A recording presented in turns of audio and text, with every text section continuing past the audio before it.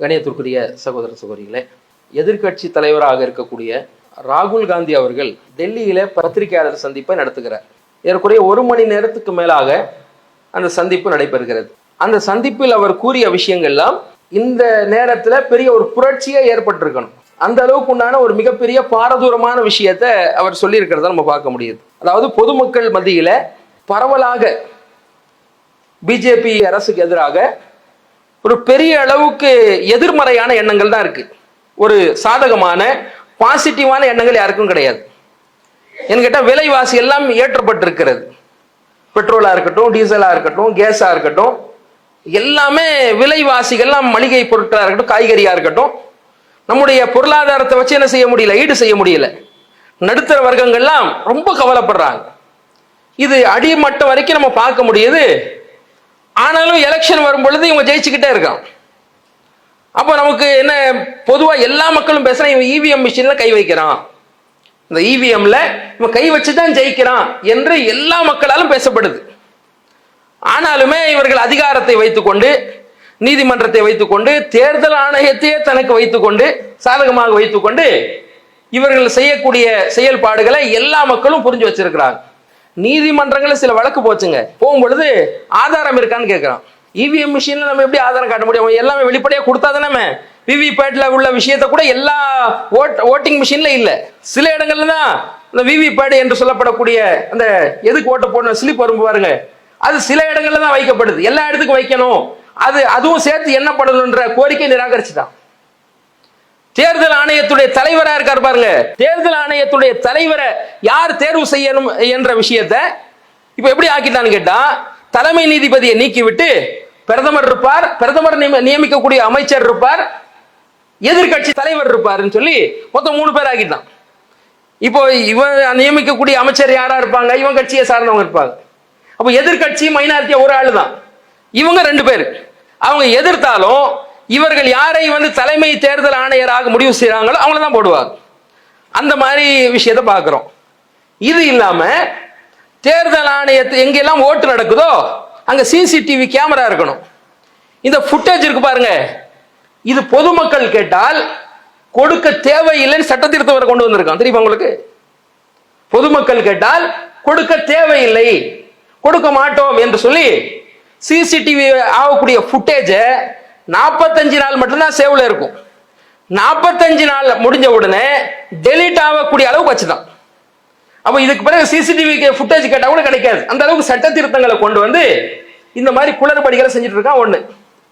இப்ப இவர் ராகுல் காந்தி அவர்கள் கொண்டு வந்திருக்கக்கூடிய மெத்தட் வித்தியாசமானது. என்ன செஞ்சாருன்னு கேட்டா, ஓட்டர் லிஸ்ட் இருக்கு பாருங்க, இந்த ஓட்டர் லிஸ்ட் எடுத்து என்ன செய்யறாரு, கேட்க ஆரம்பிக்கிறார். எங்க அவருக்கு பிரச்சனை வருதுன்னு கேட்டா, மகாராஷ்டிராவில் மே மாசத்துல ஒரு தேர்தல் நடக்குது, லோக்சபா தேர்தல் நடக்குது. நவம்பர்ல அசம்பிளி சட்டமன்ற தேர்தல் நடக்குது. இந்த 5 மாசம் கேப் தான் ரெண்டுத்துக்கும். இந்த 5 மாசத்துல, இந்த 5 வருஷத்துல எவ்வளவு மக்கள் ஓட்டுல உள்ள புது வாக்காளர்களா சேரணுமோ, இந்த 5 மாசத்துல அவ்வளவு புது வாக்காளர் சேர்ந்திருக்கிறாங்க. 5 மாசத்துல பல லட்சக்கணக்கான மக்கள் என்ன செஞ்சிருக்கிறாங்க, புது வாக்காளர்களா நுழைஞ்சிருக்காங்க. இது எப்படி 5 மாசத்துல நடக்கும் என்ற சந்தேகம் இவருக்கு எழ ஆரம்பிச்சிருச்சு மகாராஷ்டிராவில் இந்த சட்டமன்ற எலெக்ஷன்ல. 2வது டவுட் என்னன்னா, காலையிலிருந்து ஓட்டு போடக்கூடியது நடக்கல. சாயந்தரம் 5 மணில இருந்து 6:30 வரைக்கும் 1 மணி நேரம் 1.5 மணி நேரம் இந்த டைம்ல லட்சக்கணக்கான ஓட்டு போடப்படக்கூடிய நிகழ்வு வரக்கூடியதா காமிக்கிறாங்க எலெக்ஷன் கமிஷன். காலையிலிருந்து நடக்கக்கூடிய பெர்சன்டேஜ் கம்மியா இருக்குங்க. சாயந்தரம் 5ல இருந்து 6:30 வரைக்கும் இருக்கு பாருங்க, இந்த 1.5 மணி நேரம் ஆகக்கூடிய ஓட்டு போடக்கூடிய போலிங் இருக்கு பாருங்க. இதை எடுத்து பார்த்து இவ்வளவு ஓட்டு இந்த நேரத்தில் எப்படி விழுந்துச்சு என்ற சந்தேகம் பெங்களூர் சென்ட்ரல்னு ஒரு தொகுதி இருக்கு. அங்க மகாதேவ்புரா என்று சொல்லப்படக்கூடிய ஒரு இடத்துடைய ஓட்டர் லிஸ்ட் மொத்தமா வாங்குறாரு. 7 அடி உழவுக்கு பண்டலா இருக்கு. அதை பார்த்து அவர் சொல்கிறார், 1,250,000 ஓட்டுகள் திருட்டுத்தனமாக போடப்பட்டிருக்கிறது நிரூபிச்சு காட்டிருக்காரு.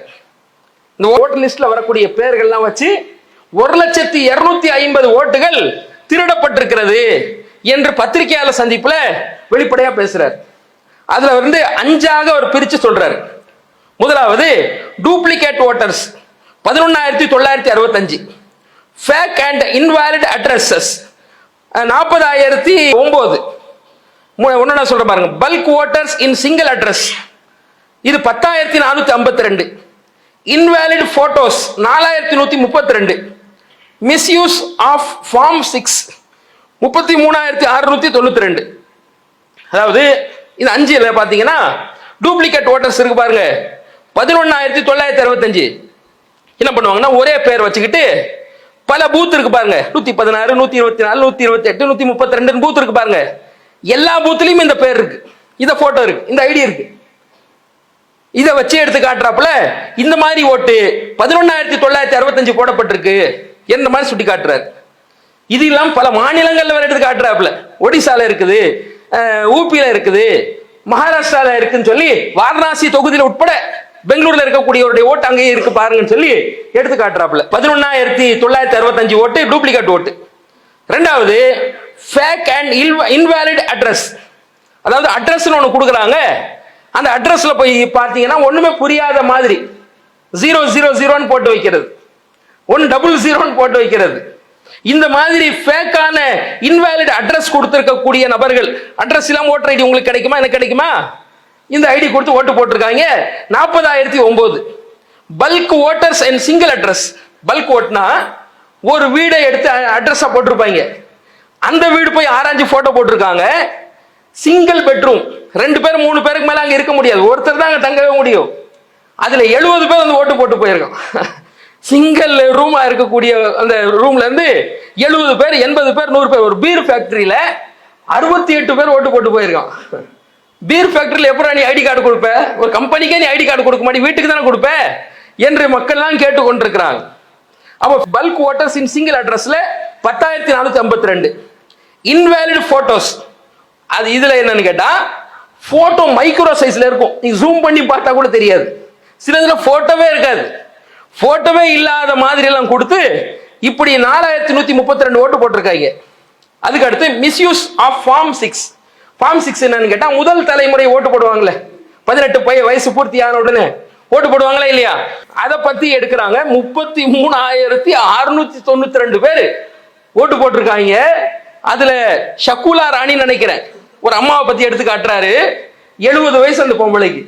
இதுதான் முதல் தலைமை வாக்காளர் பாருங்க அப்படின்னு எடுத்து காட்டுறாப்புல. 70 வயசுல இந்த அம்மா முதல் தலைமுறையை ஓட்டு போட்டிருக்கு அப்படின்னு சொல்லி இப்படி பல எந்த அளவுக்கு போட்டிருக்குன்னு கேட்டா சில இடத்துல சரணம் இல்ல, சில இடத்துல மிடில் நேம் இல்ல, 2 சேர்த்து ஒரு இடத்துல இருக்குது, சில இடத்துல பெரிய போட்டோ, சில இடத்துல ஜூம் பண்ண சின்ன போட்டோன்ற மாதிரி மாத்தி மாத்தி போட்டு பண்ணியிருக்காங்க. இப்படி எல்லாம் எடுத்து காட்டி என்ன செய்திருக்கிறார் என்றால் பட்டவர்த்தனமாக வெளிப்படையாக பேசியிருக்கிறார். இது மக்கள் மன்றத்தில் போகணும். இப்படி கள்ளத்தனமாக இவர்கள் ஃப்ராட் வேலை செஞ்சு இவர்கள் வந்து பெங்களூர்ல மகாதேவபுரா என்ற பகுதியில கள்ள வேலை செஞ்சிருக்கிறது இந்த ஓட்டர் ஐடி லிஸ்ட் வச்சு பகிரங்கமா வெளிப்படுத்தி இருக்கிறார். அப்போ மக்கள் மத்தியில் இது பேசு பொருளாக மாறணும். மக்கள் புரட்சியாக மாறும் பொழுது இது போன்ற அநியாயங்கள்ல இருந்து மக்கள் பாதுகாப்பு பெறுவதற்கு மக்கள் முக்கியமானது என்னன்னு கேட்டாங்க, நான் யாருக்கு ஓட்டு போறேன்னு நமக்கு தெரியுமா இல்லையா? நான் யாருக்கு ஓட்டு போறேன்னு தெரியாத அளவுக்கு ஒரு கேலி கூத்து இந்த ஜனநாயகத்தில் நடந்து கொண்டிருக்கிறது. ஆக இந்த ஜனநாயகம் பாதுகாப்பதற்கு இது போன்ற விஷயத்தை மக்கள் மத்தியில் நாம் கொண்டு செல்ல வேண்டும் என்று கேட்டு முடித்துக் கொள்கிறேன். வாஹிரு தவானா அல்ஹம்துலில்லாஹி ரப்பில் ஆலமீன். அல்லாஹு அக்பர், அல்லாஹு அக்பர்.